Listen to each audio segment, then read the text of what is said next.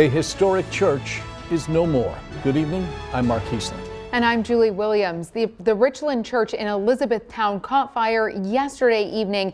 Now that church has been a mainstay of the community since the 1880s. Take a look. This is video of that church burning. You can barely make out the church behind the flames and the smoke.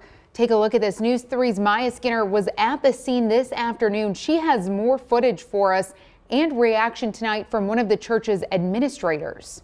Residents say it's a tragedy that this fire happened. As you can see behind me, it's completely destroyed. When we got here, we could still see some smoke coming out of the building. I spoke with the church's Facebook page operator, Lena Morsch, who tells me this church has been a part of a lot of history, including 2 world wars, Korea, Vietnam, and the Gulf War, as well as storms and illnesses. She also says her great-great-grandmother was a founding member in 1887, and the lumber that was used to build the church came from her family's property. She says losing this church is like a death in a family.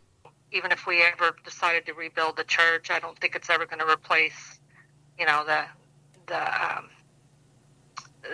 value of what we had there with, the walls and the floors and everything that were made by our ancestors. It maybe didn't have a lot of monetary meaning to a lot of people, but it did to us, and so that's the main thing is we're trying to get the word out and trying to get people to talking about it and having their ears open to see, what we can find out.